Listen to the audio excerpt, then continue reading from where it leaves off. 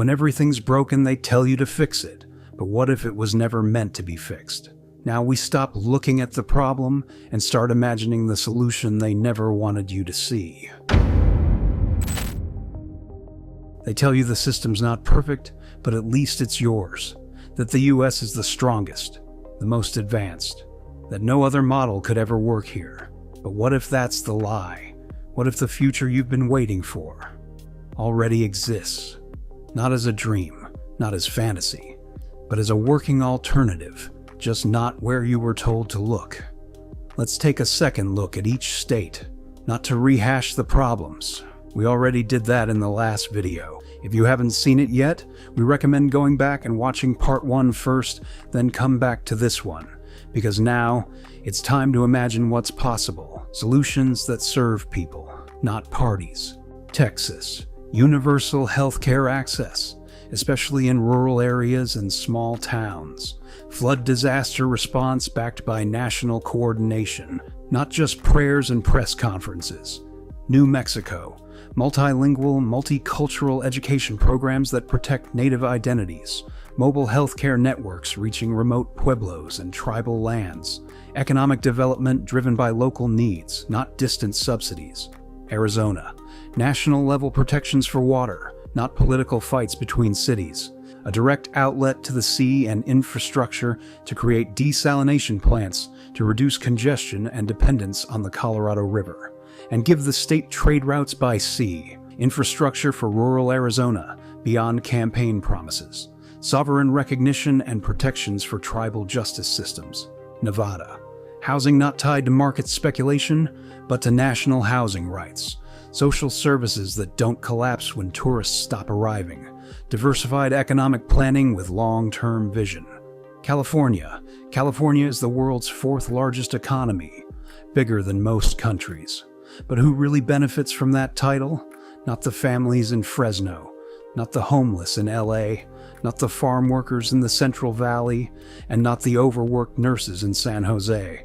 Maybe it's time to stop chasing global rankings and start building a California that works for Californians. Affordable housing programs on public land, water and infrastructure that reach every city, not just Silicon Valley. Regional healthcare and education access without the LA price tag.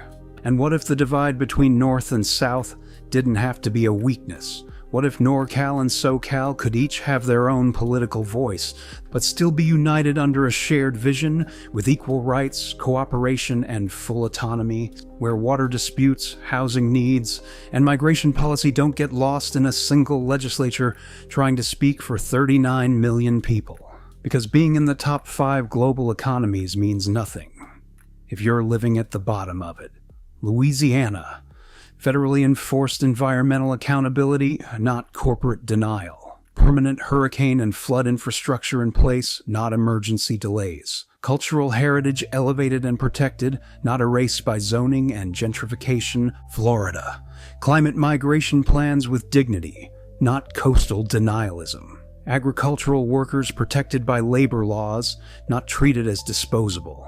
Public health and disaster systems that include everyone, not just the wealthy zip codes. A broken country, a land of cartels, corruption, and chaos. They told you Mexico was the problem. Drug cartels have had Mexico in a chokehold for decades. Government is weakened by corruption. Look at a country like Mexico, and I really respect the president, but they are in fear in their own country, because those cartels are running those countries, okay? The U.S., fentanyl is killing more people than any other illicit drug, and almost all of it comes from Mexico. So, Senator, I don't want to speculate too much, but are they threatening the United States of America? It sure seems that way. You have an American city burning with people waving Mexican flags. The president of Mexico. Well, she's so afraid of the cartel she can't walk, so, that's the reason. They built walls, militarized borders, blamed every overdose, every job loss, every wave of migration on them. Dangerous criminals that are murderers, rapists, money launderers, have committed assault, that are trafficking children. The Department of Homeland Security has revealed a deadly bounty scheme. Mexican drug cartels allegedly offered Chicago gangs up to $50,000 to kill top federal officers. But here's what they didn't tell you. Mexico isn't a failed state. It's a functioning federation, one where states have real power, where entire regions manage their own water, health, housing, and infrastructure, where public land is being used to build affordable homes, not sold to developers, where healthcare doesn't cost a mortgage, where guns are regulated, and where the federal government isn't trying to control every state, but support them. Así inicia el segundo piso de la cuarta transformación. Estamos terminando, iniciamos la modernización y construcción de 9 puertos, 9 carreteras, 2 aeropuertos, 6 rutas de trenes de pasajeros y carga, 17 obras estratégicas de agua, 31 hospitales y centros de salud. Mexico isn't invading your state, but it may be the only place left with a model that could save it. Because while Washington sends your tax money to wars overseas, financing. What does the United States get out of that deal? Other than, Israel paying back the interest or spending money in the U.S. So now in 16 years, Argentina's got $38 billion of money to prop their economy up while it does nothing but knife me at home. How is this a good deal for me at all? Mexico is building clinics in poor towns. While your roads crumble, Mexico is repairing rural highways. While U.S. cities flood, Mexican states are coordinating local disaster response. Munoz introduces us to an elite Mexican rescue team now in Texas, helping families find closure one recovery at a time. While your neighbor pays $1,200 a month for insulin, Mexico subsidizes medicine. Holly Marzullo has been living with diabetes since she was 10. When she had to take over the cost of her insulin, she had a rude awakening. Depending on if I've hit the deductible, it can cost up to $300 for a vial of insulin. Come with me to buy insulin in Mexico. My doctor told me to go to some pharmacies while I was in Mexico and try to find some. Pharmacy de la Hora. The good news is they have the brand name insulins, so I got some Humalog because I know somebody here in the States will need it, and the best part was it was only $21 US. You were told to fear Mexico, but maybe you should fear what they're keeping you from seeing. Because for decades, your state has been fighting a system that wasn't designed to care. But just south of that militarized border, there's a system that was built for regional autonomy, where North and South California could have their own voice and still be united.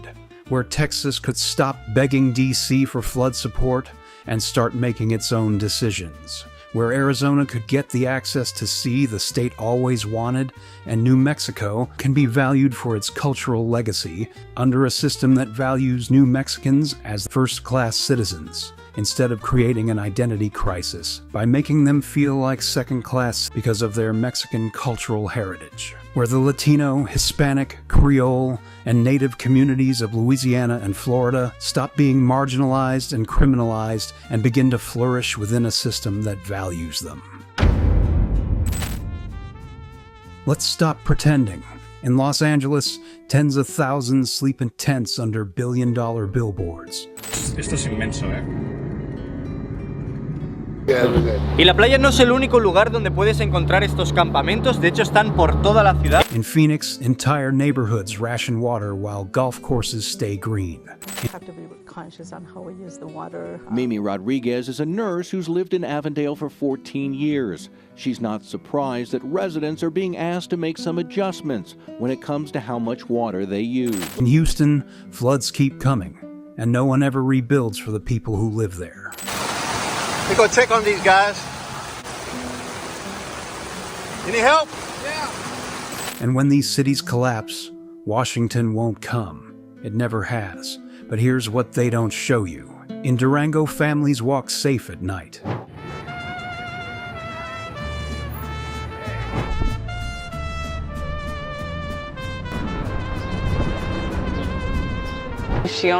And it is this beautiful, colorful umbrella-lined walkway with lots of different restaurants, cafes, souvenir shops, boutique shops. No tents, no open-air mental hospitals.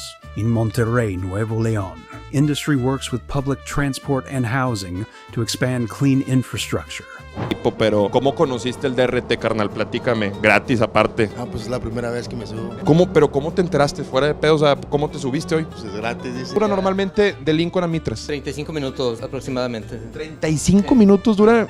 Y si nos fuéramos en camión, Salvador, siendo honestos, haríamos unos 50, una hora, ¿no? In Puebla, low-cost housing developments expand for working families, not just the rich. ¿Es una vivienda para el bienestar en Puebla? Estas son las bases y los requisitos para poder registrarte. A través del programa de viviendas para el bienestar de la CONAVI podrás registrarte para ser candidato a conseguir una casa. Hello, Tangerinis from Puebla City. One thing that really shocked us about this city, and that's how wealthy it seems to be. There seems to be maybe lots of industry here, lots of business. In Mérida, Yucatan, thousands of foreigners walk peacefully through the historic center at any time of day.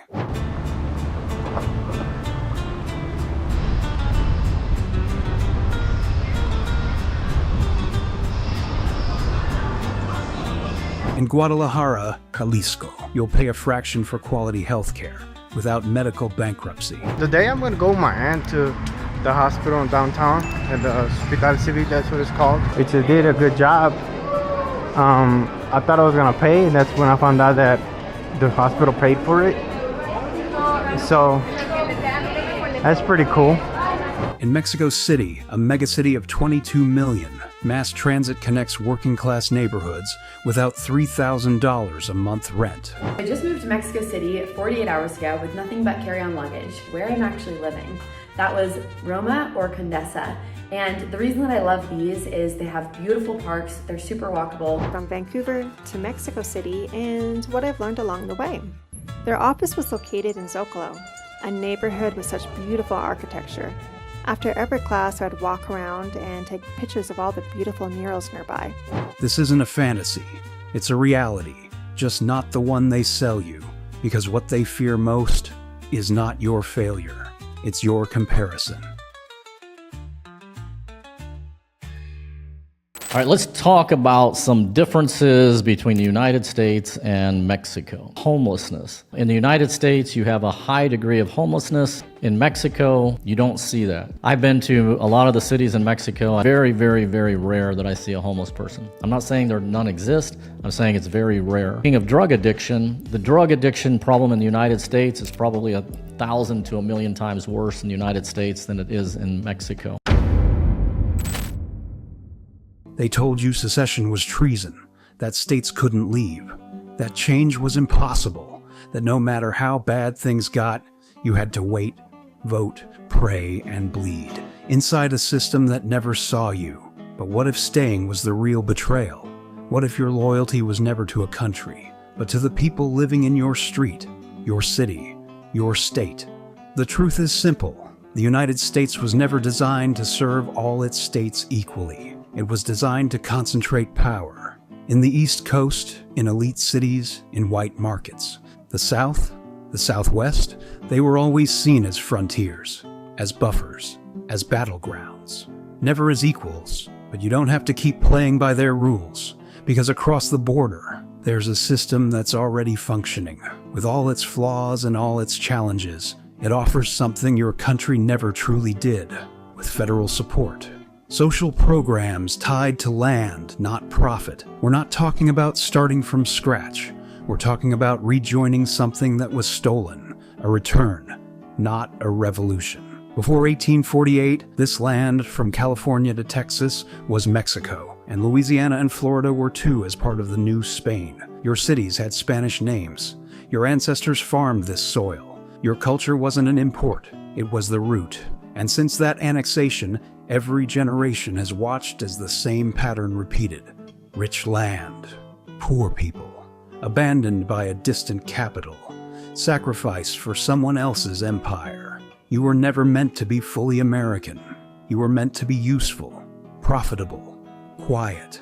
But maybe it's time to stop being part of someone else's empire and start rebuilding your own. This is not the end of a state. It's the beginning of sovereignty. This isn't about revenge. It's not about nationalism. It's about survival, dignity, structure. Your schools can work. Your housing can be fixed. Your water can run. Your streets can be safe. Your children can afford to stay. This is manifest justice. Justice for you, your family, your neighbors, your culture, your land, your identity. They taught you to fear the border. They said it was the line between order and chaos, between safety and danger, between us and them. But maybe the real border was never on the map. Maybe the real wall was in your mind, built brick by brick with stories of who you are and who you're not allowed to be. Look again. That line in the sand, it cuts across communities that speak the same language. It separates families with the same blood. It divides cities built by the same hands. And still, somehow, they convince you that they are the nation, and you are just another problem to manage. But you were never the problem. You were just too powerful if united. One flag doesn't have to mean one identity. To join something greater doesn't mean losing yourself. It means finally being seen, fully, legally, culturally, historically. No one's asking you to stop being Texan, or Californian, or Black, or Chicano, or Indigenous. No one's asking you to forget. What we're saying is this. Maybe the flag you were born under wasn't the one made for you. And maybe the one they told you to hate is the one that's been waiting to welcome you back. Not as a second-class citizen. Not as a problem to fix, but as part of the project of healing what was never supposed to be broken. The Empire called it a cession, or annexation. You can call it what it really was, theft. Now, you don't need to repeat their mistake. You don't need to conquer anything. You don't need to burn it all down. All you need to do is come home.